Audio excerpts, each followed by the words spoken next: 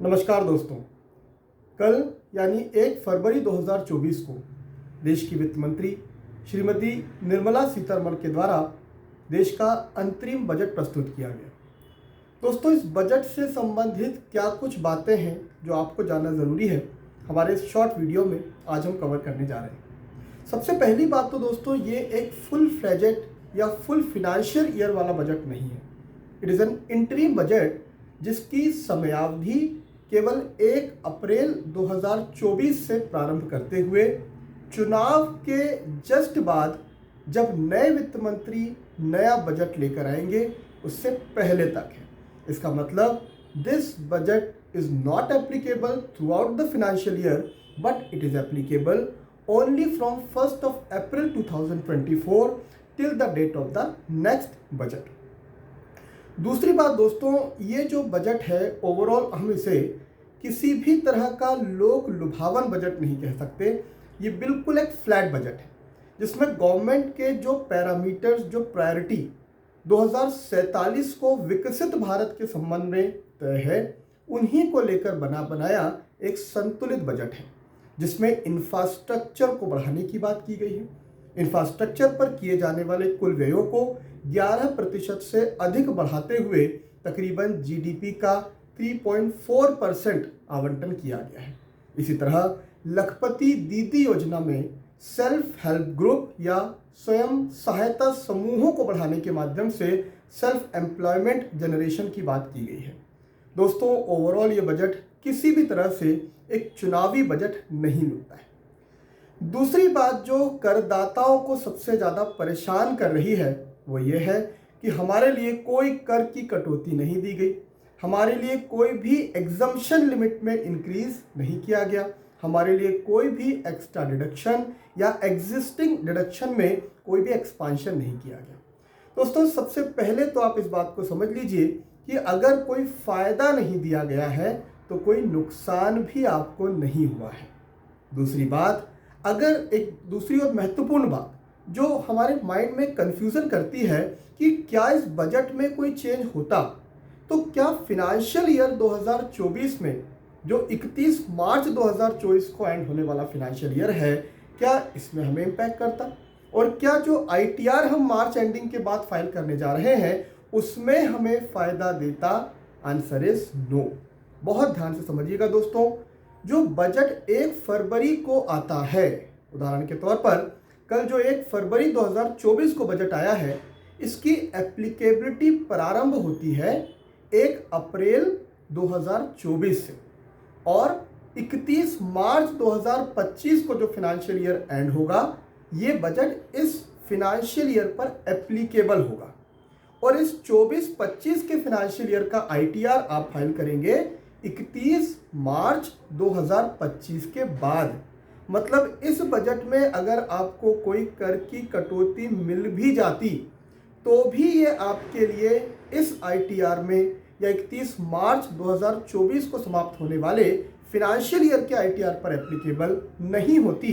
ये एप्लीकेबिलिटी होती next year अर्थात 2025 में फाइल किए जाने वाले आईटीआर के संबंध में। दूसरी बात दोस्तों, अगर हमारे लिए इस बजट के कोई भी परिवर्तन या कोई भी अमेंडमेंट्स अपने इस आईटीआर पर एप्लीकेबल नहीं है तो हमारे रीसेंट फाइल किए जाने वाले आईटीआर पर आखिर कौन से अमेंडमेंट एप्लीकेबल हैं? दोस्तों, सही जवाब है वो अमेंडमेंट्स जो बजट 2023 में लाए गए थे, अर्थात पिछले साल बड़ा परिवर्तन टैक्स की रेट और टैक्स की स्लेब्स में किया गया था और आपके आने वाले आईटीआर पर वही एप्लीकेबल होने जा रहा है।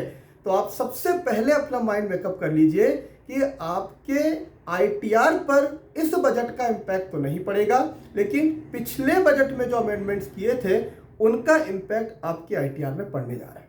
और पिछले बजट के अनुसार इनकम टैक्स की 2 स्लैब्स के ऑप्शन गवर्नमेंट ने या डिपार्टमेंट ने आपके सामने रखे थे, जिसको हम ओल्ड रिजाइम और न्यू रिजाइम के नाम से जानते हैं। As per old tax regime हमारे दिल में, हमारे मन में एक बात बैठी हुई है कि 5 लाख तक की इनकम पर कोई टैक्स नहीं लगता, और न्यू स्कीम के लिए यही बात है 7 लाख कि 7 लाख तक कोई भी टैक्स हम पर नहीं लगेगा। या दूसरे शब्दों में हम ये मान लेते हैं कि 5 लाख की एग्जम्पशन लिमिट ओल्ड स्कीम के तहत और 7 लाख की एग्जम्पशन लिमिट हमको न्यू स्कीम में दे दी गई है। दोस्तों ये बात पूरी तरह से सही नहीं है। It's partially true and partially false. सबसे पहले तो अपने कॉन्सेप्ट क्लियर रखिएगा कि जो एग्जम्पशन लिमिट है वो आज भी और आपके आईटीआर पर भी जो एप्लीकेबल होगी वो ओल्ड स्कीम के तहत 2.5 लाख ही है और न्यू स्कीम के तहत 3 लाख ही है। आई रिपीट, आपके आईटीआर पर एग्जम्पशन लिमिट जो है, अगर आप ओल्ड टैक्स रिजाइम सेलेक्ट करते हैं तो वो 2,50,000 होगा और अगर आप न्यू टैक्स रिजाइम सेलेक्ट करते हैं तो वो 3 लाख होगा। लेकिन अगर आप ओल्ड टैक्स रिजाइम सेलेक्ट करते हैं और आपकी इनकम 2.5 लाख से बढ़कर 5 लाख तक हो जाती है तो दोस्तों जितना भी इस 2.5 लाख से 5 लाख के बीच में टैक्स होगा उस पर एक रिबेट आपको मिल जाएगी, जो है रिबेट अंडर सेक्शन 87A। और उस रिबेट को मिलने की वजह से, ऑप्ट करने की वजह से, अवेल करने की वजह से आपकी टैक्स लायबिलिटी 0 हो जाएगी। जी हाँ दोस्तों, एग्जम्पशन लिमिट 2.5 लाख ही है, पर 5 लाख तक की इनकम पर जो टैक्स लगेगा सरकार उसकी छूट आपको दे देगी और इस तरह आपकी शुद्ध कर की जो देयता है, दायित्व है, वो शून्य हो जाएगा।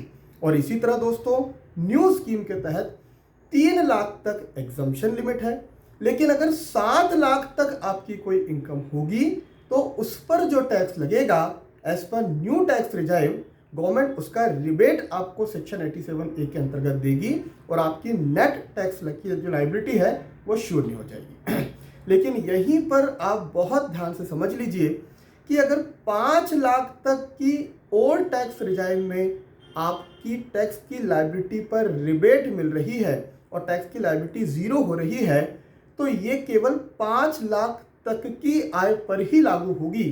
अगर 5 लाख 1 रुपए आपकी आय हो जाती है तो दोस्तों वो रिबेट जो आपकी 2.5 से 5 तक की इनकम के टैक्स पर 0 टैक्स के तौर पर आपको फायदा दे रही थी, नहीं मिल पाएगी और 2.5 लाख से ही आपकी टैक्स की लायबिलिटी स्टार्ट हो जाएगी।